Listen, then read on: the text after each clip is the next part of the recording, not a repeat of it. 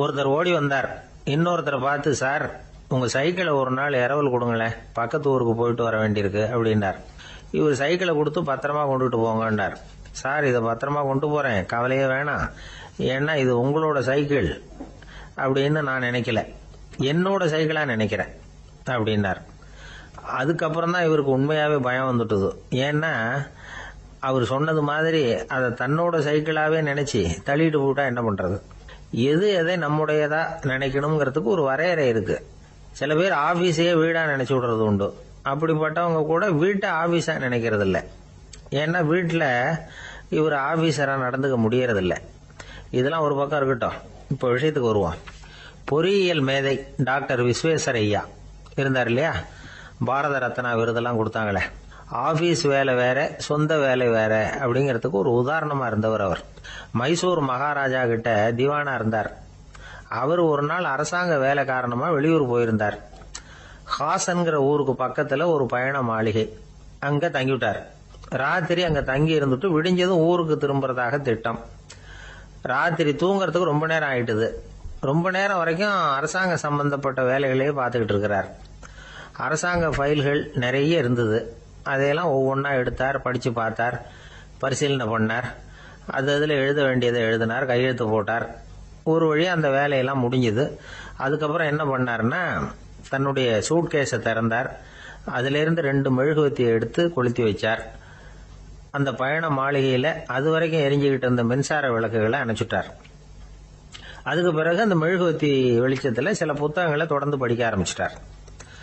அந்த பயண மாளிகையில பணியாளரா இருந்தவர் இதை பார்த்துட்டு ஓடி வந்தார். மறுபடியும் மின் விளக்கு போடுறதுக்காக போனார். விஸ்வேஸ்வரய்யா அதை பார்த்துட்டு போட வேணாம்ட்டாராம். இதுவரைக்கும் நான் அரசாங்க அலுவல்களை கவனிச்சுக்கிட்டு இருந்தேன், அதனால மின் விளக்குகள் அப்ப எரிஞ்சதுல தப்பு இல்லை. இப்ப நான் புத்தகம் படிச்சுக்கிட்டு இருக்கேன், இது என்னுடைய சொந்த வேலை, இங்க இருக்கிற மின் விளக்கு அதுக்காக ஏன் எரியணும் அப்படின்னு கேட்டாராம். இப்ப இருக்கிற சில அரசு பணியாளர்கள் கிட்ட இந்த சம்பவத்தை பேச்சோட பேச்சா சொல்லி பார்த்தேன். அவங்களால இதை ஜீரணிக்கவே முடியல. நேர்மை தேவைதான் சார், அதுக்காக அவ்வளவு தூரத்துக்கு அது தேவையா அப்படிங்கிறாங்க. விஸ்வேஸ்வரய்யா அப்படி பண்ணினது தான் ஒரு நேர்மையாளர் அப்படின்னு இந்த உலகத்துக்கு நிரூபிக்கணுங்கிறதுக்காக இல்லை. தான் அப்படி நடந்து காட்டினா தன்னை சுத்தி இருக்கிறவங்களும் அதை கேள்விப்படுறவங்களும் முடிஞ்ச அளவுக்கு பொது வாழ்க்கையில அரசு பணியில நேர்மையை கடைபிடிக்க முயற்சி பண்ணலாமே அப்படிங்கிறதுக்காகத்தான். இப்பவும் சில பேர் இருக்கிறாங்க, இவங்க ஆபீஸ் வேற வீடு வேறன்னு நினைக்கிறது இல்லை, அவ்வளவு உரிமை. ஒருத்தர் அப்படிதான், அவருக்கு அவசரமா 5000 ரூபாய் தேவைப்பட்டது. ஆபீஸ் பணத்தை எடுத்துக்கிட்டார். அந்த நேரம் பார்த்து ஆடிட் வந்துட்டுது. ஆப்பிட்டுக்கிட்டார். விசாரணை நடக்குது. அவர் சொல்றார், சார் நான் நேரம் காலம் பார்க்காம ஆபீஸ்ல வேலை செய்வேன், ஏன்னா அதை என்னோட ஆபீஸா நினைக்கிறேன். அவசரத்துக்கு அந்த பணத்தை எடுத்தேன், மறுபடியும் வச்சுடலாம்னு தான் இருந்தேன், அதுக்குள்ள இப்படி ஆயிட்டுது. நீங்க என்ன நினைச்சாலும் சரி, நான் ஆபீஸ் வேற வீடு வேற அப்படின்னு நினைக்கிறது இல்லை, அது என்னோட சுபாவம் அப்படின்னார். விசாரணை பண்ணவர் தீர்ப்பு வழங்கினார். உங்க சுபாவத்துக்கு மதிப்பு கொடுத்து நானும் தீர்ப்பு வழங்குறேன். நீங்க கொஞ்ச நாள் ஜெயிலில் இருந்துட்டு வாங்க, அது உங்களுக்கு கஷ்டமா இருக்காதுன்னு நினைக்கிறேன். ஏன்னா அங்க போனாலும் நீங்க உங்க சுபாவப்படி வீடு வேற ஜெயில் வேறன்னு நினைக்க மாட்டீங்க அப்படின்னா. வயிறு பசிக்குதேங்கிறது சிலரோட கவலை, வயிறு பசிக்க மாட்டேங்குதே அப்படிங்கிறது சில பேரோட கவலை. 2 விதமான கவலைக்கும் வயிறு தான் காரணமா இருக்குது. வயிறு பசிச்சதுன்னா அது இயற்கை, வயிறு பசிக்கலைன்னா அது வியாதி. ஆனா பசியையும் நாம பசிப்பிணி அப்படின்னு தான் சொல்லுவோம். என்ன காரணம்? வியாதியை போக்க வேண்டியது எவ்வளவு முக்கியமோ அதை விட முக்கியம் பசியை போக்க வேண்டியது. ஒரு சமுதாயத்துல பசிப்பிணியே இருக்கக்கூடாது, அதுதான் நல்ல சமுதாயம். பசியை போக்கணும்னா சாப்பாடு போடணும், பசியின்மையை போக்கணும்னா வைத்தியம் தான் பண்ணணும். இது சம்பந்தமா எவ்வளவோ ஆராய்ச்சிகள் நடக்குது, நிறைய மருந்து கண்டுபிடிச்சிருக்கிறாங்க. நம்ம உடம்புல பசியை தூண்டக்கூடிய பகுதி எது, இதை முதல்ல தெரிஞ்சுக்கணும் இல்லையா? நாம சாப்பிடுற ஆகாரம் செரிக்கிறதுக்கு எது காரணம் தெரியுமா? நம்ம மூளையோட பின்பகுதி தான் அதுக்கு காரணமா இருக்குதாம். மூளையின் பின்பகுதியில நரம்பு செல்களால் ஆன 2 வகையான ஆரக்சின்கள் தான் பசியை உண்டாகுது அப்படின்னு கண்டுபிடிச்சிருக்கிறாங்க. 2 ஆய்வாளர்கள் இதை கண்டுபிடிச்சிருக்காங்க. அவங்க 2 பேரும் டெக்சாஸ் பல்கலைக்கழகத்துல ஹார்வர்டு ஹக்ஸ் மருத்துவ கல்வி நிலையத்தில் பணிபுரியறவங்களாம். உண்பது தேவைங்கிறது உணரப்படும் போது மூளையின் அந்த குறிப்பிட்ட பகுதி ஆரக்சின் அப்படிங்கிற ஹார்மோன்களை சுரக்கும். அது பசி உணர்வை தூண்டும் அப்படிங்கிறது தான் அந்த ஆய்வாளர்களின் கண்டுபிடிப்பு. இந்த ஆரக்சின் வேற சில உயிரினங்கள்லயும் உண்டு. இப்போ எலிகளில் கூட இது இருக்குது. அதனால எலிகளை வச்சு இது சம்பந்தமா ஆராய்ச்சி பண்ணாங்க. எலிகள் உடம்புல ஆரக்சினை செலுத்தி பார்த்தாங்க. உடனே என்னாச்சு தெரியுமா? அந்த எலியெல்லாம் பசியால் துடிக்க ஆரம்பிச்சுட்டுது. எதையாவது தின்னு பசியை தீர்த்தா போதுங்கிற அளவுக்கு அந்த எலிகள்லாம் அல்லாட ஆரம்பிச்சுட்டுது. இயல்பாக சாதாரணமாக அந்த எலிகள் எவ்வளவு சாப்பிடுமோ அது மாதிரி 8 முதல் 10 மடங்கு அதிகமான ஆகாரத்தை 1 மணி நேரத்துக்குள்ளே சாப்பிட்டு தீர்த்துட்டு தான். சில எலிகளின் மூளையில் இந்த ஆரக்சின் அளவை கட்டுப்படுத்தி பார்த்துருக்குறாங்க. உடனே என்னாச்சு தெரியுமா? அதெல்லாம் சாப்பாட்டை கண்டா முகத்தை திருப்பிட்டு போக ஆரம்பிச்சுட்டு தான். அந்த எலிகளுக்கு பசி எடுக்கலையா? இந்த ஆராய்ச்சியின் அடிப்படையில் பசியை எடுக்காமல் இருக்கிற மனிதர்களுக்கும் பசியை தூண்ட முடியும் அப்படின்னு சொல்லி ஆராய்ச்சியாளர்கள் தெரிவிச்சிருக்கிறாங்க. ஆக ஆரக்சின் தான் பசிக்கு காரணம்ங்கிறது தெரிஞ்சு போச்சு. சரி, இந்த ஆரக்சின் அப்படின்னா என்ன? அது ஒரு கிரேக்க சொல். அதுக்கு பசின்னு அர்த்தம். நம்ம ஆளுங்களுக்கெல்லாம் பசியை தூண்டுறதுக்கு மருந்து தேவையில்லை, பசியை குறைக்கிறதுக்கு தான் மருந்து தேவை. ஒரு அம்மா டாக்டரை தேடி வந்தாங்களாம். டாக்டர், எங்கள் வீட்டுக்காரருக்கு திடீர்னு அகோர பசி, நிறைய சமைச்சு போடுறேன், அவ்வளவையும் சாப்பிட்டுட்டு கீழே கிடக்கிற குப்பை கூலங்களையும் எடுத்து சாப்பிட ஆரம்பிச்சுடுறார், என்னன்னு கவனிச்சு பாருங்க அப்படின்னாங்களாம். எவ்வளவு நாளாக அப்படி இருக்குதுன்னு கேட்டிருக்காரு டாக்டர். 1 வாரமாக அப்படி இருக்குதுன்னாங்களாம். இவ்வளவு நாளா ஏன் சும்மா இருந்தீங்க? ஆரம்பத்திலேயே இங்கே அழைச்சிட்டு வர வேண்டியது தானே அப்படின்னாரான் டாக்டர். அது ஒன்றும் இல்லை டாக்டர், வீடு பூரா சுத்தமாகட்டுமேன்னு பார்த்துக்கிட்டு இருந்தேன் அப்படின்னாங்களாம் அந்த அம்மா. சங்கீத வித்வான்களில் பல வகை உண்டு. சில குறிப்பிட்ட ராகங்களை பாடுறதுல அவங்களுக்கு பெருமை வர்றது உண்டு. ஆனால் ஒருத்தர் இருந்தார், அவரால் ஒரு ராகத்துக்கே பெருமை வந்தது. அந்த ராகத்தை அவர் வாசிச்சு கேட்கணும் அப்படின்னு சொல்லுவாங்க. அது என்ன ராகம்னா தோடி ராகம். சரி, அந்த வித்வான் யாருன்னா அவர் தான் திருவாவடுதுறை ராஜரத்னம் பிள்ளை. பேராசிரியர் கல்கி ஒரு சமயம் தம்முடைய பத்திரிகையில் எழுதினாராம். அதை அப்படியே படிக்கிறேன் கேளுங்களேன். ஆகா, ஸ்ரீ ராஜரத்னம் பிள்ளையின் தோடி ஆலாபனையை முதலில் கேட்டபோது அவருடைய கற்பனையை விட்டு தள்ளுங்கள். நம்முடைய மனதில் என்னென்ன இன்பமயமான கற்பனைகள் எல்லாம் உதித்தன. குழந்தை தாயிடம் கொஞ்சம் குரலை கேட்டோம், அன்னை குழந்தையிடம் கொஞ்சம் குரலை கேட்டோம், ரதியும் மன்மதனும் பேசிக்கொண்ட காதல் மொழிகளை கேட்டோம், முருகன் சிவபெருமான் செவிகுளிர மொழிந்த உபதேசத்தை கேட்டோம், கலைமகள் கவிஞனுக்கு அருளிய ஆசி மொழிகளை கேட்டோம், நாரத முனிவருடைய தம்பூரா சுருதியை கேட்டோம், ராவணன் தன் எலும்பை ஒடித்து வீணையாகச் செய்து வாசித்த கானத்தை கேட்டோம், கானப் பறவைகளின் கலகல ஒலியை கேட்டோம், கோல குயில்களின் குரல் இனிமையை கேட்டோம். இப்படிலாம் பேராசிரியர் கல்கி விமர்சனம் எழுதியிருக்கிறார். திருவாவடுதுறை ராஜரத்னம் பிள்ளை அவர்களுடைய வாசிப்பை கேட்டுட்டு டி.என். ராஜரத்னம் பிள்ளை இறந்து போனார். அப்போ கவிஞர் கண்ணதாசன் எழுதினார், செவியனில் ஓடி எங்கள் சிந்தையில் ஓடி இந்த புவியெல்லாம் ஓடி நின்பார் பொங்கிய தோடி வேறிங்கு எவரிடம் போகும் ஐய இனி அதை காப்பார் யாவர் அவிந்தனின் சடலத்தோடே அவிந்தது தோடிதானும் அப்படின்னு எழுதினாராம். அந்த அளவுக்கு அவருடைய தோடியை ரசித்தவர்கள் உண்டு. அதே மாதிரி தோடின்னா என்னன்னு தெரியாமலே அவரை ரசித்தவங்களும் அந்த காலத்துல உண்டு. அதாவது ஒரு பெரிய சபையில இவர் வாசிச்சுக்கிட்டு இருக்கிறார். பாதியில ஒரு பெரிய மனுஷன் உள்ள வந்தார். அவர் உடம்புல பட்டு வேஷ்டி, ஜருகை, அங்கவஸ்திரம், வாயில வெத்தலை, வாசனை புகையில, காதுல வைரக்கடுக்கன், கழுத்துல தங்க சங்கிலி, கை விரல் பூரா மோதிரம், கையில ஒரு வெள்ளி வெத்தலை புட்டி, உதவிக்கு 2 பேர் பக்கத்துல. இவ்வளவு பந்தாவோட வரார் கச்சேரி கேட்கறதுக்கு. இப்படி வந்தவர் முதல் வரிசையில உட்கார்ந்தார். வித்வான் வாசிச்சு முடிச்சதும் இவர் அவரை பார்த்து, ஐயா, நீங்க தோடி வாசிக்கிறதுல ரொம்ப கெட்டிக்காரர்னு கேள்விப்பட்டிருக்கேன், அதை கேட்கறதுக்காக தான் மெனக்கிட்டு வந்திருக்கிறேன், அதை வாசிங்களேன் அப்படின்னாராம் இந்த பெரியவர். ராஜரத்னம் பிள்ளைக்கு ஒன்றும் புரியல. ஏன்னா இதுவரைக்கும் அவர் வாசிச்சுக்கிட்டு இருந்ததே அந்த தோடி ராகத்தை தான். அதை வாசிச்சு முடிச்சதும் அதை வாசிங்களேன்னு இவர் கேட்கிறார். அப்படின்னா இவரோட ஞானம் எப்படிப்பட்டது? இவ்வளவும் கேட்டுட்டு இப்படி கேட்கிறாரே அப்படின்னு அவர் யோசிச்சிருக்கிறார் ராஜரத்னம் பிள்ளை. உடனே என்ன பண்ணார் தெரியுமா? பக்கத்துல ரொம்ப சாதுவா சுருதி போட்டுக்கிட்டு இருந்த ஒரு முதுகுல ஓங்கி ஒரு குத்து விட்டாராம். அவருக்கு ஒன்றும் புரியல, எதுக்கு நம்மளை அடிக்கிறாரு இவரு, நம்மளை குத்துறாரு வித்வான்னு. அவர் அதிர்ச்சியால இவர் நிமிந்து பார்த்திருக்கார். அப்ப ராஜரத்னம் பிள்ளை சொன்னாராம், ஏய்யா, ஐயா பெரிய மனுஷன், என்னுடைய பரம ரசிகர், தோடி ராகம் கேட்கணுங்கிறதுக்காக இவ்வளவு தூரம் வந்திருக்கிறார், வந்து முத வரிசையில் உட்கார்ந்துருக்கார். நீ இந்த சமயம் பார்த்து தோடி ராகம் வாசிக்கிற நாதஸ்வரத்தை வீட்டில் வச்சுட்டு வந்துட்டியே, இப்ப ஐயாவுக்காக அந்த ராகத்தை நான் எப்படி வாசிக்கிறது அப்படின்னு சொல்லிவிட்டு மறுபடியும் முதுகுல ஒரு அடி கொடுத்தாராம். அடி வாங்கினவருக்கே சிரிப்பு அடக்க முடியலையா. ஒரு மனுஷனை பார்த்து என்கிட்ட வாலாட்டாதே அப்படின்னு சொன்னா அவன் நம்ம கிட்ட ஏதோ வம்புக்கு வர்றான்னு அர்த்தம். ஒரு நாயை பார்த்து யாரும் என்கிட்ட வாலாட்டாதே அப்படின்னு சொல்றது இல்லை. ஏன்னா நாய் வாலாட்டுனா அது நம்ம கிட்ட தன்னுடைய நன்றியை தெரிவிக்கிறதாக நினைச்சுக்கிட்டு இருக்கிறோம். ஆனா அது அப்படி இல்லை அப்படின்னு சொல்றாங்க அது சம்பந்தமான நிபுணர்கள். ஒரு நாய் தன்னுடைய வாலை இந்த பக்கமும் அந்த பக்கமுமா இப்படியும் அப்படியும் ஆட்டிக்கிட்டு இருந்தா அது பதட்டத்துல கூட இருக்கலாம். நாய் நட்பா இருந்தாலும் வாலாட்டும், ஆத்திரத்துல இருந்தாலும் வாலாட்டும், கோபத்துல இருந்தாலும் வாலாட்டும், குழப்பத்துல இருந்தாலும் வாலாட்டும், மகிழ்ச்சியா இருந்தா கூட அது வாலாட்டும். அதை நாம தப்பா புரிஞ்சுக்கிட்டு அதுகிட்ட போய் மாட்டிக்க கூடாது. நாயை பத்தி எனக்கு நல்லா தெரியும் அப்படின்னு சொல்றவங்க கூட அதுகிட்ட கடி வாங்கிட்டு நிக்கிறது உண்டு. நிபுணர்கள் என்ன சொல்றாங்க தெரியுமா? எப்பவுமே நாய்கள் திடீர்னு கடிச்சு விடுறது இல்ல, கடிக்கிறதுக்கு முன்னாடி சில அறிகுறிகளை காட்டும். அதை சரியா புரிஞ்சுக்கிட்டோம்னா தப்பிச்சுக்கலாம்.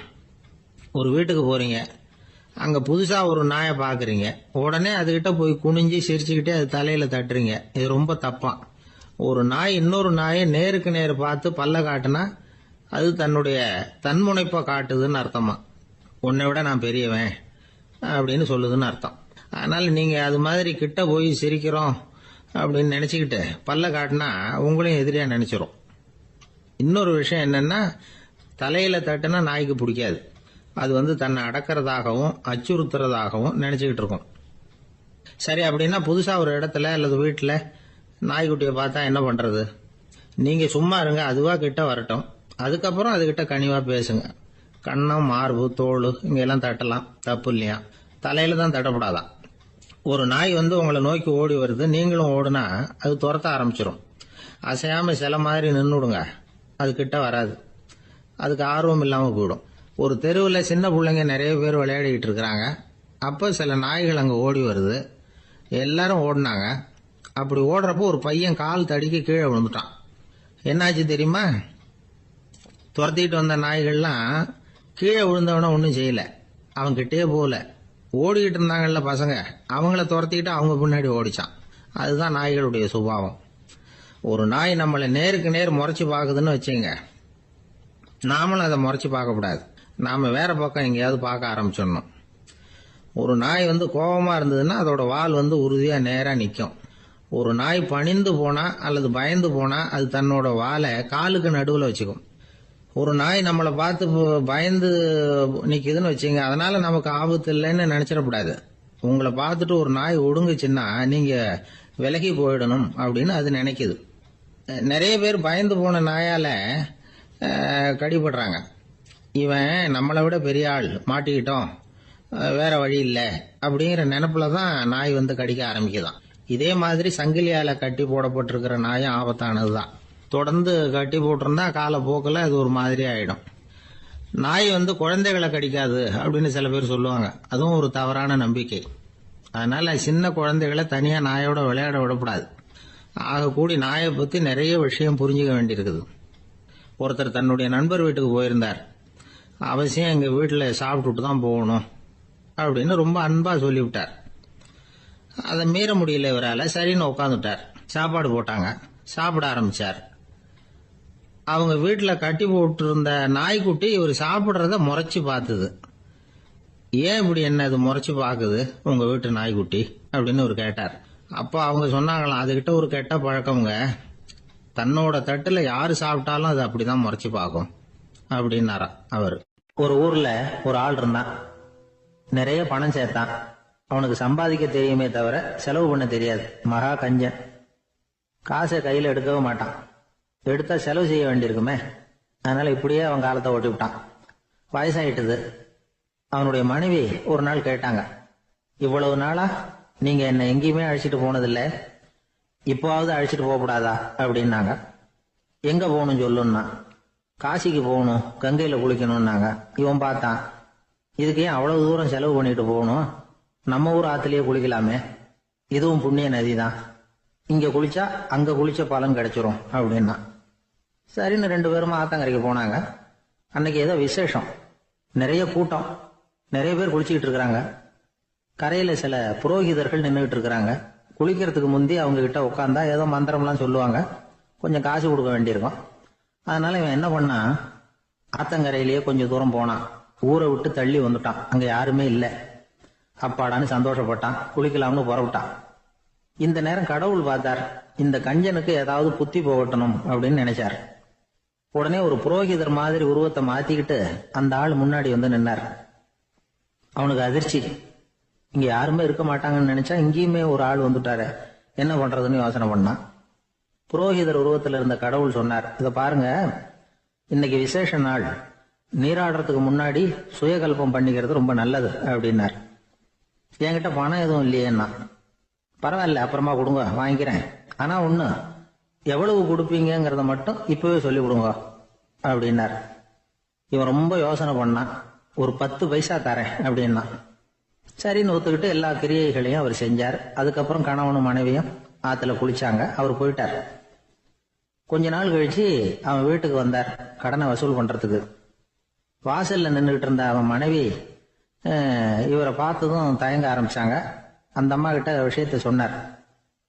அந்த அம்மா ஓடி போய் உள்ள இருக்கிற தன்னுடைய கணவர்கிட்ட சொன்னாங்க.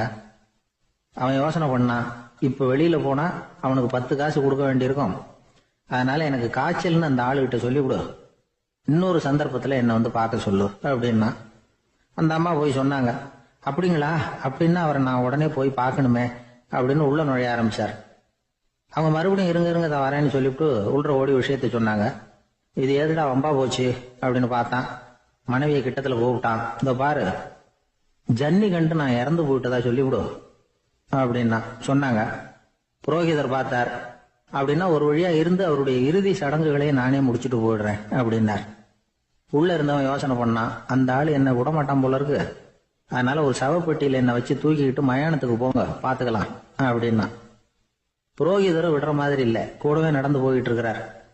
அங்க இறக்கி சடங்குகளை முடிச்சுட்டு தீ வைக்கிற நேரம் பொட்டிக்குள்ள இருந்த நம்ம ஆளு அலறி அடிச்சுட்டு வெளியில ஓடி வந்தான்.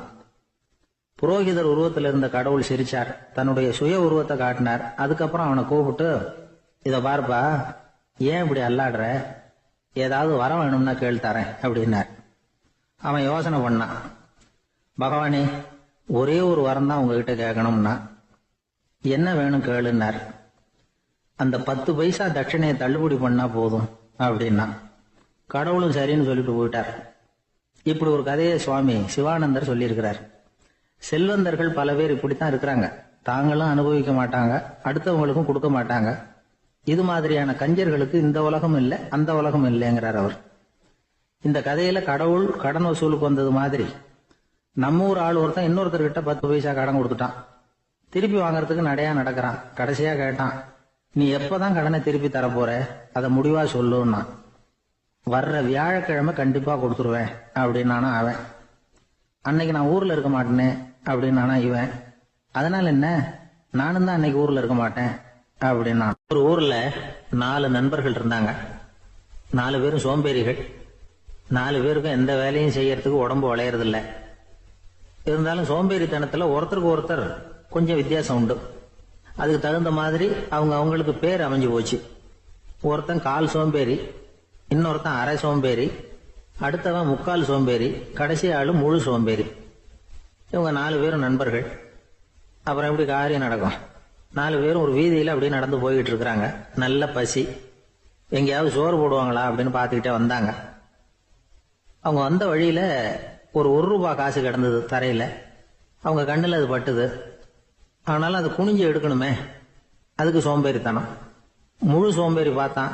பக்கத்துல வந்துகிட்டு இருந்த 3/4 சோம்பேறி கிட்ட சொன்னானா, டேய் அதை கொஞ்சம் குனிஞ்சு எடுறா அப்படின்னானா.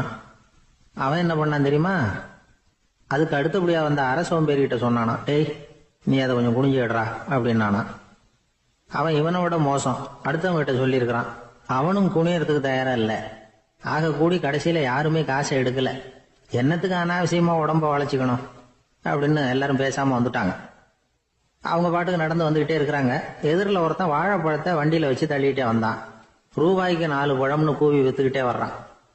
இப்ப அந்த முழு சோம்பேறி சொன்னானா, டேய் வழியில கிடந்தத 1 ரூபா, அதையாவது எடுத்துக்கிட்டு வந்திருந்தா இப்போ இந்த பழத்தை வாங்கி ஆளுக்கு ஒன்று சாப்பிடலாமே அப்படின்னானா. ஆமாம் சாப்பிட்ருக்கலாமே அப்படின்னாங்களாம் மற்றவங்களும். ஆனாலும் திரும்பி போய் அதை எடுக்கணும்னு யாருக்கும் தோணலை. பேசாமல் சோர்ந்து போய் நடந்து வந்தாங்களாம். இருட்டி போச்சு. வழியில் ஒரு கோவில். சரி இங்கேயே படுத்து தூங்குவோம் அப்படின்னா ஒருத்தன். அதுதான் சரின்னாங்க மற்றவங்களும். அப்படியே மண்டபத்தில் படுத்துட்டாங்க. கோவில் அர்ச்சகர் வேலையெல்லாம் முடிச்சு விட்டு வெளியில் வந்திருக்காரு. இவங்கள பார்த்தாராம். ஏன் இப்படி சோர்ந்து போய் கிடக்குறீங்க அப்படின்னு விசாரிச்சிருக்காரு. 2 நாளாச்சுங்க நாங்கள் சாப்பிட்டு அப்படின்னாங்களாம். அவர் உடனே ஐயோ பாவம் அப்படின்னு சொல்லி பானை, விறகு, அரிசி, தண்ணி எல்லாம் கொடுத்து நீங்களே சமையல் பண்ணி சாப்பிட்டுக்கோங்க அப்படின்னு சொல்லிவிட்டு போயிட்டார். இந்த 4 பேருக்கும் சமையல் பண்ணி சாப்பிடணும்னு ஆசையாக தான் இருந்தது. ஆனால் அடுப்பு பற்ற வைக்கணுமே, அதுக்கு தீப்பெட்டி வேணுமே. தீப்பெட்டி இல்லை. இப்போ முழு சோம்பேறி ஆரம்பிச்சான். அடுத்தவனை பார்த்து டேய் கடைக்கு போய் ஒரு தீப்பெட்டி வாங்கிட்டு வாங்க அப்படின்னு நானா. அவன் வழக்கம் போல அடுத்தவங்க கிட்ட சொல்லியிருக்கான். அவன் அதுக்கு அடுத்தவங்க கிட்ட சொல்லியிருக்கிறான். கடைசியாக கால் சோம்பேறி கிட்ட வந்து சேர்ந்தது. அவனும் அது நம்மால முடியாது அப்படின்னு பேசாம இருந்துட்டான். இப்போ தீப்பெட்டி வேணுமே, அதுக்கு என்ன பண்றது? அவங்களுக்குள்ள பேசி ஒரு முடிவுக்கு வந்தாங்களாம். அதாவது யாரு முதல்ல வாயை திறந்து பேசுறாங்களோ அவங்க தான் தீப்பெட்டி வாங்கறதுக்கு போகணும் அப்படின்னு. அவ்வளவுதான். உடனே 4 பேரும் வாயை கெட்டியா மூடிக்கிட்டு படுத்துக்கிட்டாங்க. அவங்க சமையல் பண்ணி சாப்பிட்டாங்களா என்ன அப்படிங்கிறது அர்ச்சகருக்கு தெரியல. சரி பார்த்துட்டு வரலாமேன்னு வந்தார். வந்து பாக்குறாரு, இவங்க 4 பேரும் அசையாம படுத்து கிடக்குறாங்க. அர்ச்சகர் பயந்துட்டார். ஒருவேளை பசி தாங்காம செத்து போட்டாங்களோ அப்படிங்கிற பயம், அல்லது நாம கொடுத்த உணவுப் பொருள்ல ஏதாவது விஷம் கலந்துருக்குமோ அப்படின்னு பயந்தார். அப்படின்னா நம்ம மேல பழி வந்துருமே அப்படின்னு நினைச்சு நடுங்க ஆரம்பிச்சுட்டார். அப்புறம் அவரும் ஒரு முடிவுக்கு வந்தாராம். கோவிலுக்கு பக்கத்திலேயே ஒரு பெரிய குழி இருந்தது. அதுல ஒவ்வொருத்தரையா இழுத்துக்கிட்டு போய் போட்டார். கொஞ்சம் மண்ணை தள்ளினார். காலால மிதிச்சார். அவர் மிதிச்ச மிதி ஒருத்தன் அடி வயத்துல போட்டுவிட்டது. அவன் உடனே வலி தாங்காம ஐயோ அம்மான்னு அலறினான். உடனே நடந்தது என்ன தெரியுமா? மற்ற 3 பேரும் துள்ளி எழுந்திருச்சாங்களாம். அவனை பார்த்து நீ தாண்டா தீப்பெட்டி வாங்க போகணும், நீ தாண்டா வாங்க போகணும், நீ தான் சத்தம் போட்ட அப்படின்னு சொல்லி ஆரம்பிச்சுட்டாங்களாம். அர்ச்சகர் பார்த்தார். இது பேய் மாதிரி தெரியுதுன்னு நினைச்சுக்கிட்டு ஒரே ஓட்டமா ஓடி போட்டாராம். கிராமப்புறங்கள்ல இப்படி ஒரு கதையை சொல்றது உண்டு. சோம்பல்ங்கிறது நம்ம முன்னேற்றத்துக்கு பெரிய தடை அப்படிங்கிறத நாம புரிஞ்சுக்கணும். அதுதான் இந்த கதை சொல்ற நீதி. ஒரு பள்ளிக்கூடத்துல ஒரு புதுமையான போட்டி நடந்துதான். அதாவது சோம்பேறித்தனத்துக்கு பரிசு. அதுல 2வது பரிசு யாருக்குன்னு அறிவிச்சாங்க. ஒரு பையன் எழுந்திரிச்சு மெதுவா நடந்து போய் பரிசை வாங்கிட்டான். அடுத்தது முதல் பரிசு யாருக்கு அப்படின்னு அறிவிச்சாங்களாம். அவன் கடைசி வரிசையில இருந்து கத்தனானா, ஐயா அதையும் அந்த பையன் மூலமாவே கொடுத்து அனுப்பி வச்சிருங்க, இங்க வந்தது நான் வாங்கிக்கிறேன் அப்படின்னா. ஒரு ஊர்ல ஒரு ராஜா இருந்தார். அவரு ஒரு நாள் காலையில அரண்மனையில மேல் மாடத்துல வந்து நின்றுகிட்டு இருந்தார். அப்போ ஒரு ஆள் வீதியில ரொம்ப வேகமா ஓடிக்கிட்டு இருக்கான். அதை ராஜா கவனிச்சார். அவன் மனசுல ஏதோ ஒரு தவிப்பு இருக்குங்கிறத புரிஞ்சுக்கிட்டார். உடனே அரண்மனை சேவகர்களை கூப்பிட்டார். அந்த ஆளை இங்க அழைச்சிட்டு வாங்க அப்படின்னார். இவங்க ஓடி போய் அந்த ஆளை அழைச்சிட்டு வந்தாங்க. மன்னர் முன்னாடி நிறுத்தினாங்க. மன்னர் அவனை நிமிர்ந்து பார்த்தார். எதுக்காக இவ்வளவு வேகமா ஓடிக்கிட்டு இருக்கிற அப்படின்னு கேட்டார். இதுக்கு அவன் சொன்னா, மன்னா நம்ம கோட்டையின் வடக்கு வாசல் இருக்கு இல்லையா, அது ஓரமா ஒரு பெரிய பாறாங்கல் கிடக்கு. அதுக்கு அடியில நான் ஒரே ஒரு வெள்ளி நாணயத்தை புதைச்சி வச்சிருக்கேன். அது இப்போ எனக்கு தேவைப்படுது. என்னுடைய மனைவிக்கு ஒரு பரிசு வாங்கி கொடுக்க வேண்டியிருக்கு. அதுக்காக தான் அவசரமா ஓடிக்கிட்டு இருக்கிறேன் அப்படின்னா.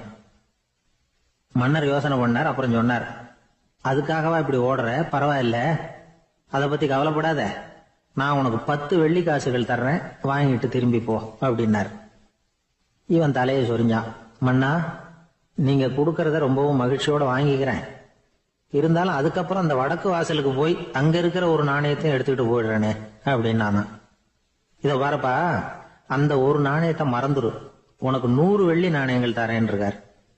மன்னா ரொம்ப மகிழ்ச்சி, உங்க மாதிரி தாராள குணம் வேற யாருக்கும் வராது. நீங்க கொடுக்கற 100 நாணயங்களையும் வாங்கிக்கிறேன். இருந்தாலும் வடக்கு வாசலுக்கு போய் அதையும் எடுத்துக்கிட்டா 101 ஆயிடுமே அப்படின்னானா. இத பாருப்பா, அந்த ஒரு நாணயத்தை மறந்துரு, அது எக்கேடாவது கெட்டு போகட்டும். நான் உனக்கு 100 பொற்காசுகள் தரேன், அதையாவது வாங்கிட்டு வந்த வழியிலேயே திரும்பி போடுன்னாராம். தங்க நாணயங்களே தரேன்னு சொல்றீங்க, தாராளமா வாங்கிக்கிறேன். இருந்தாலும் வடக்கு வாசலுக்கு போய் அப்படின்னு மறுபடியும் ஆரம்பிச்சான். அரசர் வந்து பொறுமை இழந்துட்டார். கடைசியா ஒரு முடிவுக்கு வந்துட்டார்.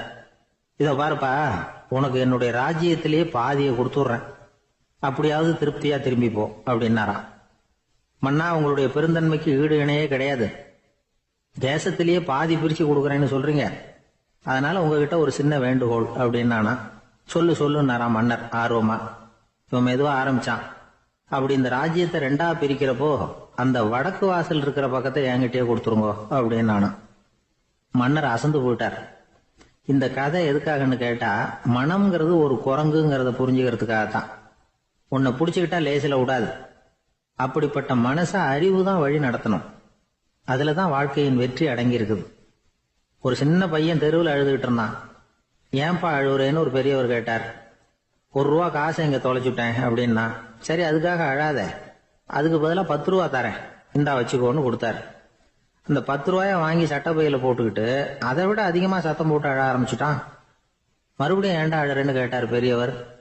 அந்த ₹1 கிடைச்சிட்டுதுன்னா இப்ப என்கிட்ட 11 ரூபா இருக்குமே, இப்ப 10 ரூபா தானே இருக்கு அப்படின்னு சொல்லிவிட்டு அழறான். ஒருத்தர் ரொம்ப அவசரமா வந்தார். சார், மனுஷன் நிம்மதியா இருக்கிறதுக்கு என்ன வழின்னு கேட்டார். சீக்கிரமா ஒரு கல்யாணத்தை பண்ணீங்க, எல்லாம் சரியா போடும் அப்படின்னோம். அவர் ஒரு மாதிரியா பார்த்தார். ஏற்கனவே எனக்கு கல்யாணம் ஆயிட்டுது சார், அதனால தானே நிம்மதியா இருக்கிறதுக்கு வழி கேட்கறேன் அப்படின்னார். சரி, இவர் ஒரு மாதிரியான கேஸ் அப்படின்னு நினைச்சுக்கிட்டு நம்மகிட்ட இருந்த ஒரு சின்ன புத்தகத்தை அவர்கிட்ட தூக்கி கொடுத்தோம். இதை படிச்சு பாருங்கன்னு. கல்யாணத்துக்கு பிறகும் சந்தோஷமா இருக்கிறதுக்கு என்ன வழி அப்படிங்கிற கேள்விக்கு அந்த புத்தகத்துல விளக்கம் இருந்தது. கணவன் மனைவிக்குள்ள சிக்கல் வராம இருக்கிறதுக்கு அதுல சில வழிகளை சொல்லி கொடுத்துருக்குறாங்க. அதெல்லாம் என்னென்ன அப்படிங்கிறத இப்ப பார்க்கலாமா? குடும்பம்னு இருந்தா கோபம் வரதான் செய்யும். அது வந்துட்டு போட்டும் பரவாயில்ல. ஆனா அந்த கோபம் ஒரே நேரத்துல 2 பேருக்கும் வந்துடாம பாத்துக்கணும். ஒரு சமயத்துல யாராவது ஒருத்தர் தான் கோபப்படணும், அடுத்தவங்க அமைதியா இருக்கணும். அதுக்கப்புறம் இவர் அமைதியான உடனே அவங்க ஆரம்பிச்சுக்கலாம்.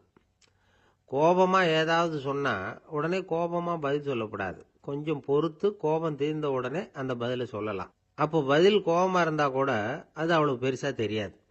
அற்ப விஷயத்துக்கெல்லாம் காய்ச்சி மூச்சுன்னு கத்திட்டு இருக்க கூடாது. உங்க 2 பேருக்குள்ள ஒரு தர்க்கம் ஆரம்பம் ஆயிட்டுதுன்னு வச்சுக்கோங்க. கடுமையா 2 பேரும் விவாதம் பண்றீங்க. உங்கள ஒருத்தர் இதுல ஜெயிக்கணும்னா அது நீங்களா இருக்க வேணாம், அடுத்தவங்க ஜெயிக்கிறதுக்கு நீங்க துணையா இருங்களேன். அப்படின்னா நீங்க கொஞ்சம் விட்டு கொடுக்கணும், அவ்வளவுதான். ஏதாவது குத்தம் சொல்லணுமா, செஞ்ச தப்ப சுட்டி காட்டணுமா, விமர்சனம் பண்ணணுமா, பண்ணுங்க, வேணான்னு சொல்லல. ஆனா சொன்னதை அப்படி சொல்றத கொஞ்சம் அன்பா இதமா சொல்லுங்க. எப்போ நடந்த தவறுகளை எல்லாம் இப்போ போய் மறுபடியும் ஞாபகப்படுத்திட்டு இருக்க வேண்டாம். நான் அப்பவே சொன்னேன் இந்த புடவை வேணாம்னு, நீங்க தான் கேட்கல, இப்போ பாருங்க கிழிஞ்சு போச்சு இப்படின்னு கத்துனாங்க ஒரு அம்மா. எப்போ சொன்னீங்கன்னு கேட்டா ஒரு 10 வருஷத்துக்கு முன்னாடி தீபாவளி சமயத்துல அப்படிங்கிறாங்க. அது என்ன இன்னும் அப்படியே புதுசாகவே இருக்கும்? உங்களுக்கு அவர் தான் பெருசு, அவருக்கு நீங்க தான் பெருசு. அதை விட இந்த உலகத்துல வேற எதுவும் முக்கியம் இல்லைன்னு நினைக்கணும். நீ தான் என்னுடைய உலகம்னு எத்தனை தடவை சொல்லியிருப்பீங்க? அதெல்லாம் வெறும் வசனமா போயிடக்கூடாது. ஏதாவது ஒரு பிரச்சனையை பத்தி கடுமையா விவாதம் பண்ணிட்டு இருக்கீங்க, அதை அப்படியே பாதியில விட்டுட்டு படுக்கைக்கு போயிடக்கூடாது. சொச்சத்தை நாளைக்கு பேசிக்கலாம்னு. அப்படி போனா தூக்கம் வராது. பிரச்சனையை ஒரு முடிவு பண்ணிக்கிட்டு அதுக்கப்புறமா தூங்க போகணும். ஒரு நாள்ல ஒரு தடவையாவது உங்க ஜோடியை பாராட்டி நல்ல விதமா கனிவா ஒரு வார்த்தை சொல்லணும் அப்படின்னு தீர்மானம் பண்ணீங்க. ஏதாவது தப்பு பண்ணிவிட்டீங்கன்னா பரவாயில்ல, அதை ஒத்துக்கிறதுக்கும் மன்னிப்பு கேட்கறதுக்கும் தயாரா இருக்கணும். அது ஒன்றும் கேவலம் கிடையாது. வீட்டுக்குள்ள தானே கேட்க போறீங்க, வெளியில யாருக்கு தெரிய போகுதோ? எப்படியோ உங்களுக்குள்ள ஒரு சமரசம் ஆனா சரிதான். ஒரு தகராறுன்னு எடுத்துக்கிட்டா குறைஞ்சபட்சம் அதுக்கு 2 பேர் தேவை. தனியாவே உட்காந்துக்கிட்டு நான் இப்ப தகராறு பண்ணிட்டு இருக்கிறேன் அப்படின்னு யாரும் சொல்ல முடியாது. 2 பேர் தகராறு பண்றாங்கன்னா பொதுவா அந்த 2 பேர்ல யாரு அதிகமா பேசுறாங்களோ அவங்க பேர்ல தான் தப்பு இருக்கும். அதை மனசுல வச்சுக்கணும். இதெல்லாம் தான் அந்த புத்தகத்துல போட்டிருக்கிற வழிமுறைகள். இவ்வளவும் சரியா வரலன்னா அப்புறமா சொல்லுங்க, வேற புத்தகம் ஏதாவது இருக்கான்னு தேடுவோம். ஒரு கணவன் தன்னுடைய மனைவியை அழைச்சிட்டு ஒரு மனோதத்துவ டாக்டர் கிட்ட வந்தாராம். டாக்டர், எங்களுக்கு கல்யாணம் ஆகி 30 வருஷ காலமா நாங்க ஒரு விஷயத்துல கூட ஒத்து போனதில்லை அப்படின்னு ஆரம்பிச்சார். உடனே அந்த அம்மா குறுக்கிட்டு, அது 30 வருஷம் இல்ல 32 வருஷம் அப்படின்னாங்களாம். இன்பம் துன்பம் இது ரெண்டும் சேர்ந்ததுதான் வாழ்க்கை. இது எல்லாரும் சொல்லிட்டு இருக்கிற ஒரு உண்மை.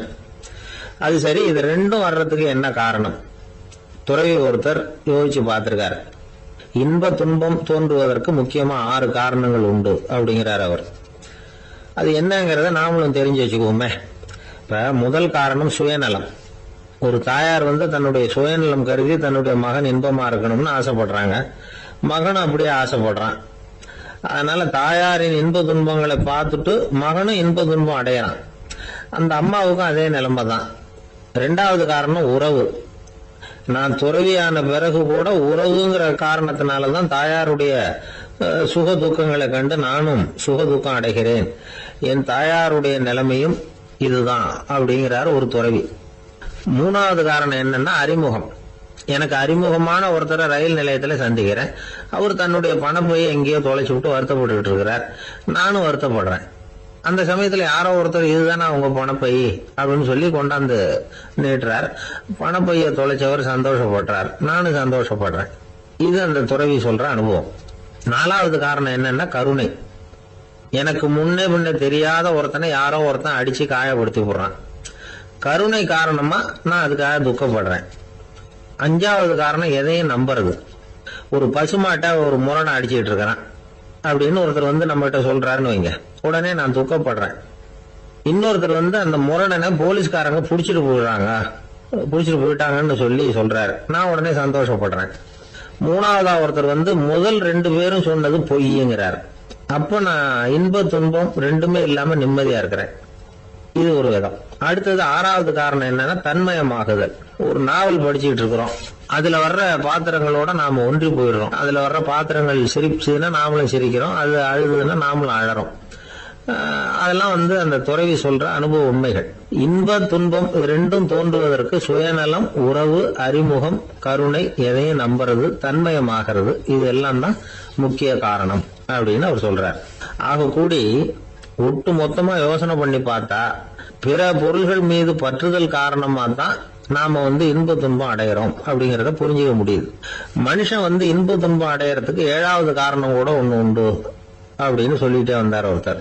அது என்ன அப்படின்னு கேட்டோம்.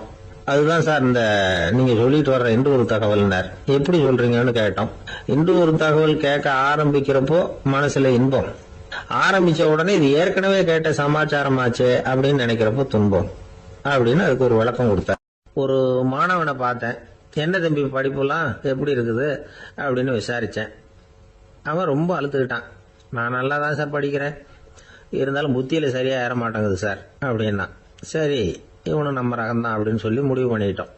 கல்வி கற்கக்கூடிய ஒரு மாணவன் சம்பந்தப்படுற புத்திகள் பல வகை. அதை பத்தி ஒரு பெரியவர் விளக்கி இருக்கிறார்.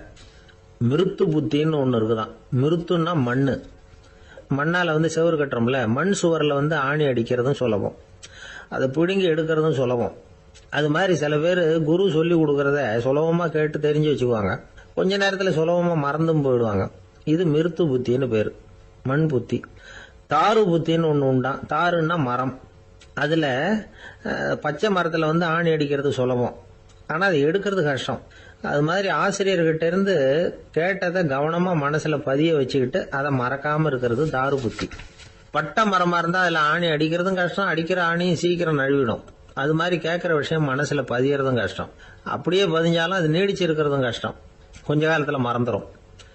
இன்னொரு வகை புத்தி ஒண்ணு உண்டு, அதுக்கு பேரு சிலா புத்தின்னு பேரு. சிலான்னா கல்லு. ஒரு கருங்கல்லுல 4 துளைய போட்டு ஒரு துளையில வந்து உளிய வச்சு அடிச்சா மற்ற துளை வழியாவும் பிளந்து கல்லு 2ஆயிடும். அது மாதிரி சந்தியான இடங்கள்ல குறிப்பா ஒரு பொருளை சொன்னா அதை வச்சுக்கிட்டு மற்றதையும் தெரிஞ்சுக்கிறது, அது சிலா புத்தின்னு பேர். வேணு புத்தின்னா என்ன தெரியுமா? வேணும்னா மூங்கில். மூங்கில் கணுவுல ஒரு பக்கம் உளிய வச்சு அடிச்சா 2 பக்கமும் பிளந்துரும். அது மாதிரி ஒரு செய்தியை கேட்டுக்கிட்டு இருக்கிறப்பவே அதோட முன்பின் தொடர்களையும் தெரிஞ்சுக்கணும், அது வேணு புத்தி. தைல புத்தின்னு ஒண்ணு உண்டு. தைலம்ங்கிறது எண்ணெய். தண்ணியில ஒரு துளி எண்ணெயை விட்டா அது தண்ணி பூரா பரவி போடுதுல்ல, அது இப்படி பரவுறது மாதிரி ஆசிரியர் சுருக்கமா ஒரு கருத்தை சொன்னா அதை வச்சுக்கிட்டு பூரா விஷயங்களையும் தெரிஞ்சுக்கணும், அது தைல புத்தி. கற்பூர புத்தின்னு ஒண்ணு கேள்விப்பட்டிருக்கோம். அது எப்படின்னா, கற்பூரம் வந்து தீ பட்ட உடனே பிடிச்சிக்கும். ஆசிரியர் சொன்ன உடனே நுண்ணறிவோட பாடங்களை புரிஞ்சுக்கிறது இந்த வகை புத்தி. கரி புத்தின்னு ஒண்ணு. அது எப்படின்னா, கரியில நெருப்பை வச்சு விசிறிய பிறகு அதுக்கப்புறம் அது கறி நெருப்பாகும். அது மாதிரி காலம்பரை சாயந்தர வேலைகள்ல ஆசிரியர் வந்து பாடம் சொல்லி கொடுப்பார், அதை கொண்டு புரிஞ்சுக்கிறது இந்த வகை. கதலித்தண்டு புத்தின்னு ஒன்று சொல்லுவாங்க. கதலிங்கிறது வாழை மரம். வாழைத்தண்டுல தீ வைக்கிறது எவ்வளவு சிரமமோ அவ்வளவு சிரமத்தோட கல்வி கற்கிறது கதலித்தண்டு புத்தி. இதை தவிர இன்னும் சில வகையான மாணவர்களை கூட அடையாளம் காட்டுறாங்க. ஆசிரியர் சொன்னதுல நல்லதை மட்டும் எடுத்துக்கிறவன் அன்னம். ஆசிரியர் கிடைச்ச இடத்துல பாடத்தை கேட்டுக்கிட்டு பிறகு தனியா உட்காந்து சிந்திக்கிறவன் பசு. பசுமாடு அப்படித்தானே, புல்லு கண்ட இடத்துல மேயும், அதுக்கப்புறம் நிதானமா அசை போட்டுக்கும். ஆசிரியர் சொன்னதை தவிர வேற எதையும் சொல்ல முடியாதவன் கிளி. பல இடங்கள்ல பாடங்கள் கேட்டு கடைசியில ஒன்னும் புரியாம போறவன் ஆடு. ஆடு ஒரு செடியில வயிறார மேயாது, ஒரே செடியில இக்கரைக்கு அக்கறை பச்சைன்னா அங்கேயும் இங்கேயும் அலைஞ்சிக்கிட்டே இருக்கும். சில பேருக்கு எருமைன்னு பேரு. எருமை எப்படின்னா குளத்து நீரை கலக்கி தான் குடிக்கும். அது மாதிரி ஆசிரியர் மனசை நோக செய்து பயில்கிற மாணவர்கள்லாம் இந்த ரகம். இவ்வளவுலாம் இருந்தாலும் இந்த காலத்து மாணவர்கள்லாம் ஒரு தனி ரகம். ஒரு ஆசிரியர் வகுப்புல பாடம் நடத்திக்கிட்டு இருந்தார். இலக்கண வகுப்பு. இறந்த காலம், நிகழ்காலம், எதிர்காலம், past tense, present tense, future tense, இதை பத்திலாம் பாடம் நடத்துறார்.